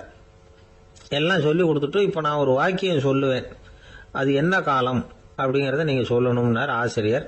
சரி, நாங்க மாணவர்கள்லாம், நான் நாளைக்கும் பாடம் நடத்த போகிறேன், இது என்ன காலம் அப்படின்னு கேட்டார் ஆசிரியர். அதாவது நான் நாளைக்கும் பாடம் நடத்த போகிறேன், இந்த வாக்கியம் என்ன காலம்னு கேட்டார். ஒரு பையன் மெதுவா எழுந்திரிச்சு சொன்னான், இது எங்க போதாத காலம் சார் அப்படின்னு சொல்லிவிட்டு உட்காந்துட்டானா. சில பேரை இப்படி சொல்றது உண்டு. அடுத்தவங்களை அனுசரிச்சு நடந்துக்க தெரியல, அவன் என்ன சார் மனுஷன் அப்படிம்பாங்க. சக மனிதர்களோட எப்படி பழகிறது அப்படின்னு தெரியாததுனாலேயே பல பேர் இன்னைக்கு சங்கடப்பட்டுக்கிட்டு இருக்கிறாங்க. வசதி வாய்ப்பெல்லாம் சரியா இருக்கும், ஆனா வாழ்க்கை சரியா இருக்காது. இன்னொருத்தர்கிட்ட எப்படி பேசுறது பழகிறதுங்கிறது தெரியாததுனால தான் இந்த அவஸ்தை. சரி, இந்த அவஸ்தை இல்லாம வாழறது எப்படி? இதுக்கு அனுபவசாலிகள் சில வழிமுறைகளை சொல்றாங்க. அதெல்லாம் என்னென்னங்கிறத இப்ப தெரிஞ்சுக்குவோம். முதல்ல நம்ம நாக்கு நம்ம கண்ட்ரோல்ல இருக்கணும். வார்த்தைகளை கொட்டிவிட்டு அதுக்கப்புறம் அள்ள முடியாம கடந்து கஷ்டப்படக்கூடாது. எப்படி பேசுறோங்கிறதும் முக்கியம், பேசுறப்ப எப்படி முகத்தை வச்சிருக்கிறோங்கிறதும் முக்கியம். அன்பா பேசினாலும் நல்லா இருக்கும். அப்படி பேசுறப்ப ஆதரவா அவர் தோள் மேல ஒரு கையை போட்டுக்கிட்டு பேசினா இன்னமும் நல்லா இருக்கும். ரெண்டாவது விஷயம், இன்னொருத்தர்கிட்ட பேசுறப்ப வாக்குறுதிகளை அள்ளி வீசக்கூடாது. கொடுக்கற வாக்குறுதி குறைச்சலா இருக்கணும். அப்படி கொடுத்த வாக்குறுதியை கண்டிப்பா நிறைவேற்றணும். நாம ஒருத்தரை பாராட்டுறோம் அல்லது அவரை பத்தி அபிப்பிராயம் சொல்றோம்னா அது ஆக்கப்பூர்வமா இருக்கணும். நம்ம பாராட்டு அல்லது விமர்சனம் அடுத்தவருடைய முன்னேற்றத்துக்கு உதவுறது மாதிரி இருக்கணும். நாம சொல்றதை கேட்டுட்டு அவன் தலையில கையை வச்சுட்டு உட்காந்துடக்கூடாது. எப்பவும் உற்சாகமா இருக்கணும், முகம் மலர்ச்சியா இருக்கணும். மனுஷன் இருந்தா வருத்தம், கவலை, ஏமாற்றம் எல்லாம் இருக்கதான் செய்யும். அதெல்லாம் மனசுல இருக்கட்டும். அந்த வருத்தமும் கவலையும் ஏமாற்றமும் சேர்ந்துகிட்டு நம்ம முகத்துல இருக்கிற மலர்ச்சியை மூடி மறைக்கிறதுக்கு நாம இடம் கொடுத்துடக்கூடாது. எந்த விஷயத்தை பத்தி யாருகிட்ட பேசினாலும் வெளிப்படையா பேசணும், திறந்த மனசோட பேசணும். மூடி மறைச்சி முன்னு மூழ்கிக்கிட்டு இருக்கக்கூடாது. இன்னொருத்தர்கிட்ட பேசுறப்போ விவாதம் பண்ணுங்க, அது தப்பு இல்லை, ஆனா வாதாடிக்கிட்டு இருக்கக்கூடாது. அதாவது என்ன சொல்றாங்கன்னா, டிஸ்கஸ் பண்ணலாம், ஆர்கியூ பண்ணக்கூடாதான். நம்ம கிட்ட இருக்கிற நல்ல குணங்களை நாம எடுத்து சொல்லிட்டு இருக்கக்கூடாது. அந்த நல்ல குணங்களே நம்மளை பத்தி எடுத்து சொல்லணும், அது மாதிரி நடந்துக்கணும். அதே மாதிரி அடுத்தவங்க கிட்ட உள்ள கெட்ட குணங்களை பத்தி அவசியம் இல்லாம நாம பேச வேண்டியதில்லை. உங்களை பத்தி யாராவது தப்பா பேசுறாங்களா, அப்படி அவங்க பேசுறதுல உண்மை இல்லையா அப்படின்னா அதை நீங்க பொருட்படுத்த வேண்டியதில்லை, விட்டுடலாம், அது தானா போயிடும். ஒரு 4-5 பேரோட பேசிக்கிட்டு இருந்தீங்கன்னா எல்லாருக்கும் முக்கியத்துவம் கொடுங்க, யாரையும் அலட்சியப்படுத்தாதீங்க. தமாஷா பேசலாம், ஆனா உங்க தமாஷ் அடுத்தவங்களை கேலி பண்றதா இருக்கக்கூடாது. நமக்கு கிடைக்க வேண்டியது கிடைக்கலையே அப்படிங்கிற தவிப்பு நம்ம கிட்ட இருக்கக்கூடாது, அது தேவையில்லை. உங்க செயல்பாடுகள் தெளிவா இருக்கட்டும், பாராட்டு தானா உங்களை தேடிட்டு வரும். இன்னொரு மனுஷனுடைய மனசுல கௌரவமான ஒரு இடத்த பிடிக்கணும்னா நாம இந்த குணத்தை எல்லாம் நம்ம கிட்ட வளர்த்துக்கணும். இதெல்லாம் அனுபவசாலிகள் சொல்லி இருக்கிற குறிப்புகள். இந்த குறிப்புகளை சரியா புரிஞ்சுக்கணும், அது முக்கியம். தப்பா புரிஞ்சுக்கிட்டா என்ன ஆகும் தெரியுமா? இதை கேளுங்க. ஒருத்தர் வந்தார், சார் அடுத்தவங்க தோள் மேல கையை போட்டுக்கிட்டு அன்பா பேசணும்னு சொன்னீங்க, அப்படிதான் பேசினேன். அவரு முதுக கூட தட்டி கொடுத்தேன், என் வேலை போயிட்டுது சார், வீட்டுக்கு அனுப்பிச்சுட்டாங்க அப்படின்னார். யாருக்கிட்ட அப்படி பேசுனீங்கன்னு கேட்டோம். என் முதலாளிகிட்ட சார் அப்படிங்கிறார் ரொம்ப சோகமா. ஒரு ஊர்ல ஒரு பெரிய செல்வந்தர் இருந்தார். பணத்துக்கு பஞ்சம் இல்லை, அதனால இந்த உலகத்துல முடியாத காரியம் எதுவும் இல்லைன்னு நினைச்சார். பணம் இருந்தாலே அந்த நினைப்பு தானா வந்துடும். அதனால இவரும் அப்படி நினைச்சதுல ஒன்றும் தப்பு இல்லை. அந்த ஊருக்கு குருநானக் ஒரு தடவை வந்தார். அவருக்கு இந்த செல்வந்தர் ரொம்ப பிரமாதமா ஒரு வரவேற்பு கொடுத்தார். ஊர் எல்லையிலேயே எங்க வீட்டுக்கு விருந்து சாப்பிட்டுட்டு போகணும்னு கேட்டுக்கிட்டார். அவரும் சரின்னு ஒத்துக்கிட்டார். உடனே தன்னுடைய பங்களாவில் ஒரு பெரிய விருந்துக்கு ஏற்பாடு பண்ணார். குருநானக் அழைச்சிட்டு வீட்டுக்கு போனார், உட்கார வச்சார். ஐயா, நான் இந்த ஊர்லயே ரொம்ப பெரிய வசதி உள்ளவன், என்னால எல்லாம் முடியும். உங்களுக்காக நான் என்ன செய்யணும்னு சொல்லுங்க, எதுவா இருந்தாலும் பரவாயில்ல, எவ்வளவு செலவானாலும் பரவாயில்ல, என்னால செய்ய முடியும். என்ன செய்யணும்னு சொல்லுங்க, அது போதும், நான் செய்யறேன் அப்படின்னு நான் ரொம்ப பணிவா. இதை கேட்டதும் குருநானக் சிந்திச்சார் கொஞ்ச நேரம். அதுக்கப்புறம் தன்னோட சட்ட பைக்குள்ள கையை விட்டு ஒரு பழைய ஊசி ஒன்று எடுத்தார். அந்த செல்வந்தர்கிட்ட கொடுத்தார். இதை பாருங்க, இவ்வளவு தூரம் நீங்க கேட்கறதுனால சொல்றேன், எனக்கு நீங்க செய்ய வேண்டிய உதவி இதுதான். ஊசிய கையில வாங்கிக்கிட்டு இதை என்ன செய்யணும் சொல்லுங்க அப்படின்னாரு அவரு. நீங்க செய்ய வேண்டியது என்னன்னா, இந்த ஊசிய பத்திரமா வச்சிருக்கணும். நாம 2 பேரும் இறந்து போனதுக்கு பின்னாடி இன்னொரு உலகத்துல நாம சந்திக்கக்கூடிய வாய்ப்பு இருக்குது. அப்ப இந்த ஊசியை என்கிட்ட கொண்டாந்து கொடுக்கணும். இதுதான் நீங்க எனக்காக செய்ய வேண்டிய உதவி அப்படின்னார் குருநானக் லேசா சிரிச்சுக்கிட்டே. இதை கேட்ட உடனே இந்த பெரியவர் முழிக்க ஆரம்பிச்சிட்டார். அது எப்படிங்க, நான் சாகிறப்ப எப்படி இந்த ஊசியை எடுத்துக்கிட்டு இன்னொரு உலகத்துக்கு வர முடியும்னார். ஊசி மாதிரி ஒரு சின்ன பொருளை கூட இந்த உலகத்தை விட்டு நாம போறப்ப எடுத்துட்டு போக முடியாதுங்கிறப்போ உங்களோட செல்வத்தையெல்லாம் எப்படி அங்க எடுத்துட்டு வர போறீங்க அப்படின்னு கேட்டார் குருநானக். அதுக்கப்புறம் தான் அந்த பெரியவர் யோசிக்க ஆரம்பிச்சாராம். குருநானக் சொல்றார், இதை பாருங்க, நாம செய்யற நல்லது கெட்டது தான் கடைசி வரைக்கும் நம்ம கூட இருக்கும். அடுத்தவங்க நல்லா இருக்கணுங்கிறதுக்காக பொருளை செலவு செய்யணும். அப்படி செய்யலைன்னா எந்த பிரயோஜனமும் இல்லை அப்படின்னார். அதுக்கப்புறம் தான் அந்த செல்வந்தரின் அறிவு கண் திறந்துதான். உடனே குருநானக்க வணங்கினார். ஐயா, என்கிட்ட இருந்த ஆணவம் போயிட்டுது, இனிமே என்கிட்ட இருக்கிற செல்வத்தை நல்ல வழியில செலவழிப்பேன் அப்படின்னாராம். நம்ம கிட்ட இருக்கிற பணம் எப்பவும் நம்ம கூடவே வந்துகிட்டு இருக்காதுங்கிறதுக்கு இது ஒரு உதாரணம். அதுக்காக நாம பணம் சேர்க்கறத பத்தி கவலைப்பட வேண்டியதில்லை, பேசாம படுத்து தூங்கிட்டு இருந்தா போதும் அப்படின்னு இதுக்கு அர்த்தம் பண்ணிக்கப்படாது. முறையான வழியில பணம் சேர்க்கணும், அதை முறையான வழியில செலவு பண்ணணும். அதனால ஏற்படக்கூடிய மன நிறைவு இருக்கு பாருங்க, அது அனுபவிச்சவங்களுக்கு தான் தெரியும். சொர்க்கத்துக்கு போறவங்க இங்க இருந்து பணத்தை எடுத்துட்டு போக முடியாது. ஆனா நம்ம செல்வத்தை இங்க மத்தவங்களுக்கு பயன்பட செய்து அதனால ஏற்படுற புண்ணியம் இருக்கு பாருங்க, அதை எடுத்துட்டு போக முடியுமா. இதுதான் ஆன்மீகவாதிகள்லாம் சொல்ற கருத்து. ஜான் நியூட்டன் ஒருத்தர், அவரு சொன்னார், நான் எப்பவாவது சொர்க்கத்துக்கு போய் சேர்ந்தேன்னா அங்க 3 அதிசயங்களை பார்ப்பேன்னார். என்னன்னு கேட்டாங்க. நான் யார் யாரு இருக்க மாட்டாங்கன்னு நினைச்சுக்கிட்டு இருந்தானோ அவங்கள சில பேர் அங்க இருப்பாங்க, அது ஒரு பெரிய அதிசயம்னார். சரி, அடுத்தது என்ன? 2வது அதிசயம் என்னன்னா, அங்க இருப்பாங்கன்னு நான் எதிர்பார்த்த சில பேர் அங்க இருக்க மாட்டாங்க அப்படின்னார். சரி, 3வது பெரிய ஆச்சரியம் என்ன அப்படின்னா, நான் அங்க இருக்க பாருங்க, அதுதான் அந்த 3வது அதிசயம் அப்படின்னாராம். இந்த உலகத்துல மனுஷன் எவ்வளவோ தவறுகள் செய்யறான், அதுக்கெல்லாம் என்ன காரணம்? அதை பத்தின ஆராய்ச்சி தான் இன்னைக்கு. இதுக்கு ஆராய்ச்சி என்னத்துக்கு, அது தெரிஞ்ச விஷயம் தானே அப்படின்னு நீங்க நினைக்கலாம். ஆனா அப்படி அலட்சியமா இந்த விஷயத்தை விட்டுறக்கூடாது. பொதுவா எல்லோரும் நினைக்கலாம், எது சரி எது தவறு அப்படின்னு தெரியாததுனாலதான் மனுஷன் தப்பு பண்றான் அப்படின்னு. ஆனா அப்படி சொல்லிட முடியாது. மனுஷன் தெரிஞ்சே தான் தவறுகள் பண்றான். இப்போ உதாரணத்துக்கு, ஒரு சாலையில இடது பக்கம் போக வேண்டிய ஒருத்தர் நடுக்கோட்டை தாண்டி வலது பக்கமா வண்டியை ஓட்டிட்டு போறாருன்னு வச்சுங்க. என்னப்பா இது தப்பு இல்லையா அப்படின்னு அவர்கிட்ட கேட்டா, அதெல்லாம் எனக்கு தெரியும், நீ உன் வேலையை பார்த்துட்டு போ அப்படிம்பார்.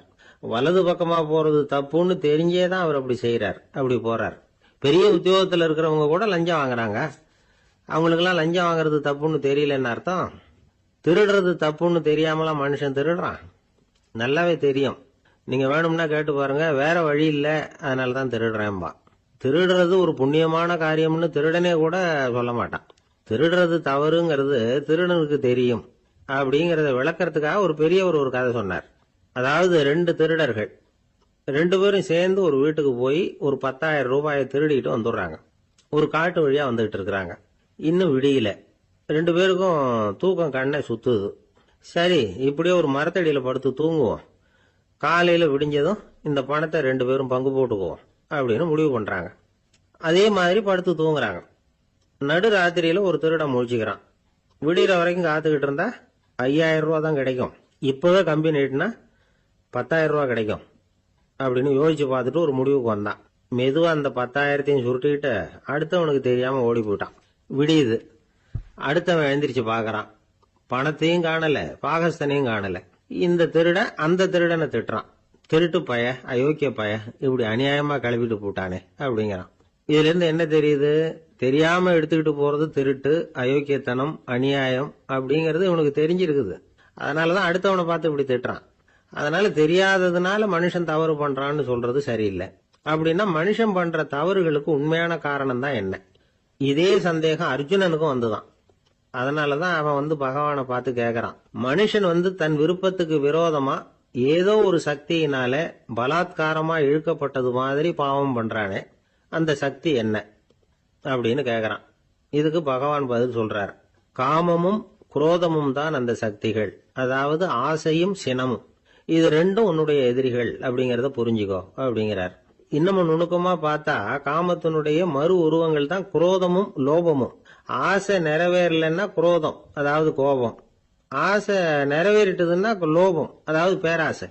பாவத்தை கண்ட்ரோல் பண்ணணும்னா அதுக்கு மெயின் சுவிட்ச் எது அப்படிங்கறது இப்பதான் தெரியுது.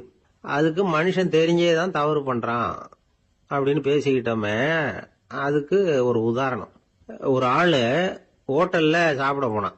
சாப்பிட்டு முடிச்சான். எழுந்திரிச்சு முதலாளி கிட்ட பில்ல கொடுத்தான். காசை கொடுக்கல. முதலாளி பணம் கொடுன்னு கேட்டார். இவன் என்கிட்ட பணம் இல்லைன்னா. முதலாளி கொஞ்சம் கூட அலட்டிக்கல. உள்ள இருந்து ஒரு ஆளை கூப்பிட்டார். இவனை கூப்பிட்டுட்டு போய் இட்லி மாவு ஆட்ட சொல்லுனார். இவனும் கவலைப்படாம உள்ள போயிட்டான். அப்போ அழைச்சிட்டு போற ஆளு கேக்குறான், ஏன் சார் சாப்பிடுறதுக்கு முன்னாடி காசு இல்லைங்கிறது உங்களுக்கு தெரியாதா அப்படின்னு கேக்குறான். தெரியும், காசு இல்லைங்கிறதும் தெரியும், காசு இல்லாம சாப்பிட்டா மாவாட்டணுங்கிறதும் தெரியும் அப்படின்னா அந்த ஆள். அப்படின்னா நீங்க உங்க வீட்லயே சாப்பிட்டு இருக்கலாமே அப்படின்னு கேக்குறான் அவன். அதுக்கு இவர் சொல்றாரு, அது எப்படி? அங்க சாப்பிட்டாலும் நான் இதே வேலையை தானே செய்ய வேண்டியிருக்கும் அப்படின்னாராம். 1816 வருஷம் செப்டம்பர் மாசம் 11ஆம் தேதி பிரான்ஸ் தேசத்துல உள்ள ஒரு மருத்துவமனை. அங்க ஒரு இளம் டாக்டர் கொஞ்ச நாளைக்கு முன்னாடி தான் அந்த ஆஸ்பத்திரியில புதுசா வேலைக்கு சேர்ந்திருக்கிறார். அவரு பேரு ரெனே லெனக். அவரு அன்னைக்கு காலையில அந்த மருத்துவமனையில அப்படியே ரவுண்ட்ஸ் வந்துகிட்டு இருக்கிறார். வார்டுல ஒரு படுக்கையில ஒரு இளம் பெண் படுத்திருக்கிறா. அந்த பொண்ணுக்கு இருதய நோயா இருக்கலாம்ங்கிறது மற்ற டாக்டர்கள் சந்தேகம். அந்த காலத்துல எல்லாம் ஒருத்தருடைய இருதய துடிப்பை தெரிஞ்சுக்கணும்னா நோயாளியின் மார்புல டாக்டர் காதை வச்சு பார்த்து தான் தெரிஞ்சுக்கிறது வழக்கம். ஆனா இந்த பெண்ணும் இளம் பெண், அந்த டாக்டரும் புதுசா சேர்ந்திருக்கிறவர். அதனால பரிசோதனை பண்ண தயங்கினார். கொஞ்ச நேரம் யோசனை பண்ணார். திடீர்னு ஒரு ஞாபகம் வந்தது அவருக்கு. அதாவது அன்னைக்கு விடியற் காலையில தோட்டத்தில் அப்படி வாக்கிங் போயிட்டு இருந்தப்போ சின்ன பசங்கள்லாம் ஒரு மரக்கட்டையை வச்சு விளையாடிட்டு இருந்தாங்களாம். அதை இவர் பார்த்துருக்கிறார். அது என்ன விளையாட்டுனா, ஒரு நீளமான மரப்பலகை, அதில் ஒரு முனையில் ஒரு பையன் தன்னுடைய காதை வச்சுக்கிட்டு இருக்கிறான். மறுமுனையில் இன்னொரு பையன் அந்த மரப்பலகையை ஒரு ஆணியால் கீறிக்கிட்டு இருக்கிறான். ஒரு முனையில் ஆணியால் கீறும் பொழுது மறுமுனையில் காதை வச்சிருக்கிற பையனுக்கு அந்த சத்தம் துல்லியமாக கேட்குது. அந்த டாக்டருக்கு காலையில் பார்த்த இந்த விளையாட்டு ஞாபகத்துக்கு வந்துட்டுது. உடனே என்ன பண்ணார் தெரியுமா? ஒரு நீளமான காகிதத்தை எடுத்தார். அதை அப்படியே உருளை மாதிரி உருட்டினார். ஒரு முனையை அந்த நோயாளியின் மார்புல இடது பக்கம் வச்சார். இன்னொரு முனையில தன்னுடைய காதை வச்சார். என்ன ஆச்சரியம்! நோயாளியின் மார்புல நேரடியா காதை வச்சு கேட்கறத விட துல்லியமா கேட்டது இதய துடிப்பு. இதய துடிப்பு மட்டும் இல்ல, மூச்சு இழுத்து விடுறது, திரவ பொருள்களின் அசைவு, எல்லா சத்தமும் தெளிவா கேட்குது. கிரேக்க மொழியில ஸ்டெத்தாஸ் அப்படின்னா மார்பு, ஸ்கோப்பின் அப்படின்னா பார்ப்பதுன்னு அர்த்தம். அதனால டாக்டர் ரெனே லெனக் தான் கண்டுபிடிச்ச கருவிக்கு ஸ்டெத்தஸ்கோப் அப்படின்னு பேர் வச்சார். அவரே முதல் மாடலையும் செஞ்சார். அளவு ரொம்ப பெருசா இருந்தது. சுலபமா எடுத்துட்டு போகிறது கஷ்டம். அது அவ்வளவு கஷ்டமா இருந்தது அது. அதனால அவரே அதை அப்புறம் 2 பிரிவா தயார் பண்ணார். இது 2 துண்டையும் டாக்டர் தன்னோட கோட்டு பாக்கெட்ல வச்சுக்கலாம், தேவைப்படுறப்ப எடுத்து ஒன்னா சேர்த்துக்கலாம். இப்படிதான் அவர் ஆரம்பத்தில் பண்ணார். தன்னுடைய இந்த கண்டுபிடிப்பை பத்தி அவர் ஒரு புத்தகம் எழுதினார். நிறைய வித்துது, புகழும் பணமும் சேர்ந்தது. பணமும் புகழும் சேர்ந்தது மாதிரியே அவருக்கு ஒரு நோயும் சேர்ந்தது. அது என்ன நோயின்னு கண்டுபிடிக்கிறதுக்கும் அவரு கண்டுபிடிச்ச கருவி தான் உபயோகப்பட்டுதான். அவரே அதை கண்டுபிடிச்சார். அவருக்கு வந்திருந்தது காச நோய். 1826 வருஷம் ஆகஸ்ட் மாதம் 13ஆம் தேதி உலகத்தின் முதல் ஸ்டெதஸ்கோப்பை கண்டுபிடிச்ச டாக்டர் ரெனே லெனக் காலமானார். அவர் சாகிறதுக்கு முன்னாடி மரத்தால் செஞ்சு வச்சிருந்த ஸ்டெதஸ்கோப்பை தனக்கு வேண்டியப்பட்ட ஒரு டாக்டர் கிட்ட கொடுத்து, என்னுடைய சொத்துக்கள்லேயே ரொம்ப வசந்தது அப்படின்னு சொன்னாராம். அதுக்கப்புறம் 3 வெள்ளைக்காரங்க சேர்ந்து இந்த கருவியில் சில மாற்றங்களை பண்ணாங்க. ஆனால் 1829 லண்டனில் டாக்டர் நிக்கோலஸ்ங்கிறவர் ஒரு காதால இதய துடிப்பை கேட்கறத விட டாக்டர் 2 காதாலையும் கேட்கறது தான் சரியா இருக்கும் அப்படின்னு ஒரு கருத்தை வெளியிட்டார். அதுக்கப்புறம் ரொம்ப காலம் கழிச்சு 1852 ஜார்ஜ் காமான் அப்படிங்கிறவர் ரப்பர் டியூபுகளை உபயோகப்படுத்தி 2 காதாலையும் கேட்கற மாதிரி ஒரு புதிய வடிவத்தை அதுக்கு கொடுத்தார். அதுக்கு பிறகு அது படிப்படியா எவ்வளவோ மாற்றங்கள் இருந்தாலும் ஆரம்பத்தில் டாக்டர் ரெனேல் எனக்கு உருவாக்கின அடிப்படை மாடலை யாரும் மாற்றி அமைக்கலைங்கிறது தான் முக்கியமான விஷயம். நமக்கு தெரிஞ்ச ஒரு ஆஸ்பத்திரி, அதில் ஒரு நோயாளி, காலை நேரத்தில் நர்ஸு அந்த பக்கமாக போயிட்டு இருந்தாங்க. அதை பார்த்துட்டு ஒரு நர்ஸுன்னு கத்துறார். நர்ஸ் அவசரமாக ஓடி வந்து என்ன விஷயம்னு கேட்டாங்க. சிஸ்டர், இங்கே பாருங்க, உங்கள் டாக்டரை என் நெஞ்சில் ஒரு காதை வச்சு கேட்டுக்கிட்டு இருக்கிறார் அப்படின்னார் நோயாளி. சிஸ்டர் பதட்டப்படாம, அதனால என்ன, இந்த டாக்டர் பழமையான விஷயங்கள்ல ரொம்ப நம்பிக்கை உள்ளவர், அதனால ஸ்டெதாஸ்கோப்பை உபயோகப்படுத்தாம காதை வச்சு கேட்கிறார், அது ஒன்றும் தப்பு இல்லை அப்படின்னாங்களாம். ஐயோ, அதுக்காக இல்லை சிஸ்டர், இவர் என் நெஞ்சு மேல தலையை வச்சது நேற்று ராத்திரி 9 மணி, இப்ப விடிஞ்சு போச்சு, இன்னமும் தலையை எடுக்கவே இல்லை, அதுக்காக தான் சந்தேகப்பட்டு உங்களை கூப்பிடுறேன் அப்படி. அரேபிய நாடு, அங்க ஒரு ஆட்சி தலைவர், அரேபிய நாட்டு ஆட்சி பொறுப்பை ஏத்துக்கிட்டவர். அவர் வந்து ஆட்சி பொறுப்பை ஏத்துக்கிட்ட பிறகு ஒரு நாள் ஒரு தெருவில் நடந்து போய்கிட்டு இருந்தார். அவர் தோளில் ஒரு பெரிய துணி மூட்டை, அதை சுமந்துக்கிட்டு கடத்தெருவை நோக்கி அவர் போய்கிட்டு இருக்கிறார். வழியில் அவரை சந்திச்சார் உமர். அவர் கேட்டார், கலீஃபா அவர்களே, எங்க புறப்பட்டுட்டீங்க அப்படின்னு கேட்டார். கலீஃபான்னா ஆட்சி தலைவர்னு அர்த்தம். இதுக்கு அவர் சொன்னார், நான் வந்து துணி வணிகம் செய்யறவன், அதனால துணி வியாபாரம் செய்யறதுக்காக போயிட்டு இருக்கிறேன்னார். நீங்க இப்போ இந்த நாட்டுக்கு ஆட்சி தலைவர், ஆட்சி பொறுப்புல இருக்கிறீங்க, நீங்க வியாபாரம் செய்ய போட்டா அரசு பணிகளை செய்யறது யாரு அப்படின்னு கேட்டார் அவர். நான் அரசு பணிகளை மட்டுமே செஞ்சுக்கிட்டு இருந்தா என் குடும்பத்தை காப்பாத்துறது யாரு அப்படின்னு கேட்டார் அவர். இப்படி கேட்டவர் யார் தெரியுமா? அவர் தான் அபூபக்கர், இறை தூதர் முகமது அவர்களுக்கு பிறகு கலீஃபாவாக தேர்ந்தெடுக்கப்பட்டவர். அப்போலாம் ஆட்சி தலைவர்களுக்கு சம்பளம்னு எதுவும் கிடையாது. இந்த பிரச்சனையை எப்படி தீர்க்கிறதுன்னு யோசனை பண்ணார் உமர். அபு உபைதா அவர்கள்கிட்ட அழைச்சிட்டு போனார். அவர் யாருன்னா, அவர் தான் பொது நிதி கருவூலத்தின் பொறுப்பாளர். அவர்கிட்ட பிரச்சனையை சொன்னார். இது மாதிரி ஆட்சி தலைவருக்கு பொது நிதியிலிருந்து ஊதியம் அளிக்க முடியுமான்னு கேட்டார். பொது நிதி விதிகளின்படி அதுக்கு சாத்தியம் இல்லைன்னு சொல்லிவிட்டாரு அவரு. சரி, வேற ஏதாவது வழி இருக்குதான்னு கேட்டார் உமர். அபு உபைதா கொஞ்சம் யோசனை பண்ணி பார்த்தார். அப்புறமா சொன்னார், மக்காவிலிருந்து மதீனாவுக்கு குடிபெயர்ந்து வந்த அகதிகளுக்கு நிதி உதவி அளிக்கிறதுக்கு விதிகள்ல இடம் இருக்கு. அப்படி பார்த்தா அபூபக்கரும் அகதி தானே, அதனால எல்லா அகதிகளுக்கும் கொடுக்கறது மாதிரியே அவருக்கும் ஒரு தொகை அளிக்கலாம்னார். கலீஃபா அபூபக்கருக்கு இந்த அகதி உதவி தொகையைத்தான் கொடுத்துட்டு வந்தாங்களாம். குடும்ப செலவுக்கு அது போதுமானதா இல்ல. இருந்தாலும் கலீஃபாங்கிறதுக்காக மற்ற அகதிகளை விட அதிகமா தொகையை பெற அவர் விரும்பல. மார்பு பக்கம் கிழிஞ்சிருந்த ஒரு மேலாடையை தான் அவர் அணிஞ்சிருந்தார். அவருடைய துணைவியார் அஸ்மா, அவங்க ஒரு நாள் தேன் அருந்த ஆசையா இருக்குன்னாங்களாம். நமக்கு கிடைக்கிற ஊதியம் குடும்ப செலவுக்கே போதுமானதா இல்லையே, இந்த நிலையில தேன் வாங்கறதுக்கு காசுக்கு நான் எங்க போவேன் இருக்காரு அவரு. கொஞ்ச நாள் கழிச்சு அவங்க ஒரு தொகையை அவர்கிட்ட கொடுத்து தேன் வாங்கிட்டு வர சொன்னாங்களாம். இவருக்கு ஆச்சரியம், ஏது இந்த பணம்னு கேட்டிருக்காரு. நீங்க தினமும் குடும்ப செலவுக்காக கொடுத்துக்கிட்டு வந்த பணத்துல கொஞ்சம் கொஞ்சமா மிச்சப்படுத்தி வச்சேன்னாங்களாம். அபூபக்கர் அந்த பணத்தை எடுத்துக்கிட்டு நேரா பொது நிதி கருவூல பொறுப்பாளர்கிட்ட போனார். இந்த பணத்தை பொது நிதியில சேர்த்துருங்க, இது அதிகப்படியா எனக்கு தரப்பட்டு வந்த ஊதியம், அடுத்த மாசத்திலிருந்து இந்த தொகையை குறைச்சுங்கன்னு வேற சொல்லிவிட்டாராம். பசியை தணிக்க தேவையான அளவு உணவு, ஒரு ஜோடி உடை, இதை தவிர கூடுதலா மக்கள் பொது நிதியிலிருந்து வாங்கிக்கிறதுக்கு என் குடும்பத்தாருக்கு உரிமை இல்லை அப்படின்னு சொல்லி கண்டிப்பா சொல்லிவிட்டாராம். அவர் வாங்கிட்டு வந்த இந்த குறைந்த ஊதியம் கூட அவர் மனசை உறுத்திக்கிட்டே இருந்தது. கடைசி நேரம் அவர் தம்முடைய மகள் ஆயிஷா அவர்களை அழைச்சார். மகளே, இதுவரைக்கும் பொது நிதியிலிருந்து நான் வாங்கிட்டு வந்த தொகை என்னுடைய இதயத்துல பாரமா அழுத்திக்கிட்டு இருக்கு. என் தோட்டத்தை வித்து அதுல வர்ற பணத்திலிருந்து நான் இதுவரைக்கும் வாங்கிட்டு வந்த ஊதிய தொகையை கணக்கு போட்டு பொது நிதியில சேர்த்து விடு அப்படின்னாராம். பதவி ஏற்கிறதுக்கு முன்னாடி தன்கிட்ட இருந்ததை விட இப்ப கூடுதலா என்ன சொத்து இருக்குன்னு பாத்திருக்கார். ஒரு ஒட்டகம், ஒரு கோப்பை, ஒரு பணியாள், இதையும் அடுத்தபடியா கலீஃபாவா வர்றவர்கிட்ட ஒப்படைச்சிருங்க அப்படின்னு விட்டாராம்.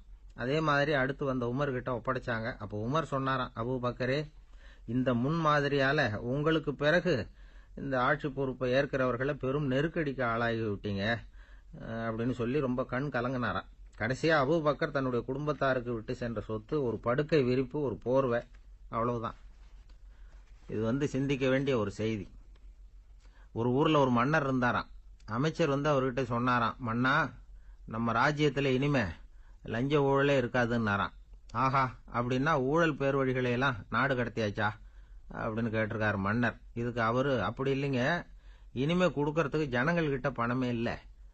இந்த உலகத்துல எல்லாருக்கும் மகிழ்ச்சி தரக்கூடிய ஒரு பொருள் எது? இது ஒரு முக்கியமான கேள்வி. இந்த கேள்விக்கு பொருத்தமான ஒரு பதிலை உங்களால சொல்ல முடியுமா? அதாவது கொஞ்சம் யோசிச்சு பார்த்தா பணம்னு சொல்லலாமா? இப்போ கையில் காசு இல்லாதவங்ககிட்ட ஒரு 10 ரூபாயை கொடுத்தா அது அவனுக்கு சந்தோஷத்தை கொடுக்கும்.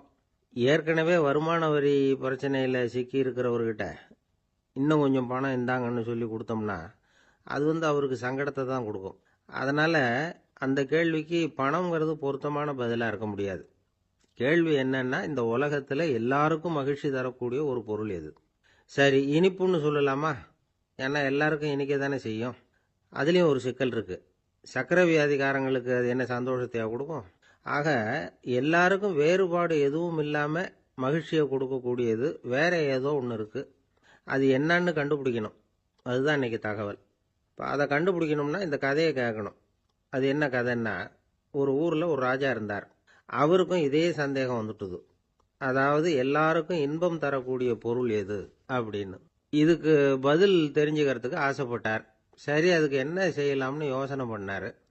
நாட்டு மக்களுக்கு பகிரங்கமாக ஒரு அறிவிப்பு கொடுத்தார். நம்ம நாட்டு மக்கள் இன்பம் தரக்கூடிய பொருள் எதுன்னு நினைக்கிறாங்களோ அதை கொண்டுகிட்டு அரண்மனையில் உள்ள கண்காட்சி மண்டபத்தில் வைக்கலாம். அப்படி அவங்க வைக்கிற பொருள்களில் எது எல்லாருக்கும் இன்பம் தரக்கூடியதாக இருக்குமோ அதை வச்சவருக்கு 1000 பொற்காசுகள் பரிசு அப்படின்னு அறிவிப்பு கொடுத்துட்டார். ஜனங்கள் இந்த அறிவிப்பை கேட்டாங்க. அதுக்கப்புறம் சும்மா இருப்பாங்களா? 1000 பொற்காசுன்னா சும்மாவா? அவங்க கையில் என்னென்ன கிடைச்சதோ அதையெல்லாம் கொண்டாந்து அரண்மனை காட்சி மண்டபத்தில் வச்சுட்டாங்க. அதுக்கப்புறமா ராஜா அங்கே வந்தார். ஒவ்வொன்றா பார்த்துக்கிட்டே வந்தார். முதல்ல ஒரு குயில் இருந்தது, இனிமையாக பாடக்கூடிய குயில். இந்த குயிலோட இன்னிசை எல்லாருக்கும் இன்பம் தரக்கூடியது தான். இருந்தாலும் காது கேட்காதவங்களுக்கு இந்த இசை எப்படி இன்பம் தர முடியும்? அதனால இது சரியில்லைன்னு விட்டார். அடுத்தபடியாக போனார். அங்கே என்ன வச்சிருக்கிறாங்கன்னு பார்த்தா ஒரு அழகான மயில் அங்கே தோகை விரித்து ஆடிக்கிட்டு இருக்குது.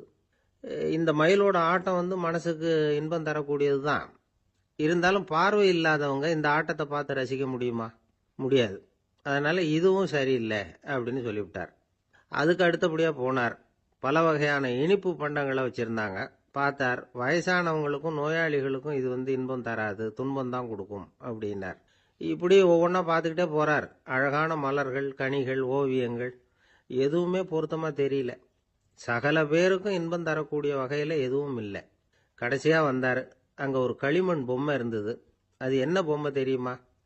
பசியால் வாடி இருக்கிற ஒருத்தருக்கு ஒரு அம்மா இனிமையாக பேசிக்கிட்டு சோறு போடுறது மாதிரி அந்த பொம்மையை செஞ்சுருந்தாங்க. அதுக்கு கீழே அன்பு அப்படின்னு எழுதியிருந்துதான். ராஜா பளிச்சுன்னு ஒரு முடிவுக்கு வந்தார். அந்த பொம்மையை செஞ்ச சிற்பியை வரவழைச்சார், பரிசு கொடுத்தார். அன்பு ஒன்று தான் எல்லாருக்கும் இன்பம் அளிக்கக்கூடிய பொருள். காது கேட்காதவங்களும் அதை கேட்க முடியும், பார்வை இல்லாதவங்களும் அதை பார்க்க முடியும், குழந்தைகளும் அதை உணர முடியும் அப்படின்னு அதுக்கு விளக்கம் கொடுத்தார் அந்த மன்னர். இந்த உலகத்தில் எல்லாருக்கும் மகிழ்ச்சி தரக்கூடிய ஒரு பொருள் அன்பு தான். அதை புரிஞ்சுக்கிட்டு தான் சில கணவன்மார்கள் மனைவி பேரில் ரொம்ப அன்பை காட்டிக்கிறது வழக்கம். ஒரு வீட்டு வாசப்படி பக்கமாக மழைக்கு ஒதுங்கினார் ஒருத்தர். மழை தூரிக்கிட்டு இருந்தது, இருட்டு நேரம். அந்த வீட்டில் இருந்தவர், இன்னைக்கு ராத்திரி வேணும்னா இங்கேயே தங்கிட்டு காலையில் போங்க அப்படின்னார். உடனே இவர் சொன்னார், ரொம்ப நன்றிங்க, ஒரு 10 நிமிஷத்தில் இதை வந்துடுறேன் அப்படின்னு சொல்லிவிட்டு எங்கேயோ ஓடினார். 10 நிமிஷம் கழித்து திரும்பி வந்தார். ஆமாம், எங்கே போயிட்டு வந்தீங்கன்னு கேட்டார் வீட்டில் இருந்தவர். நேராக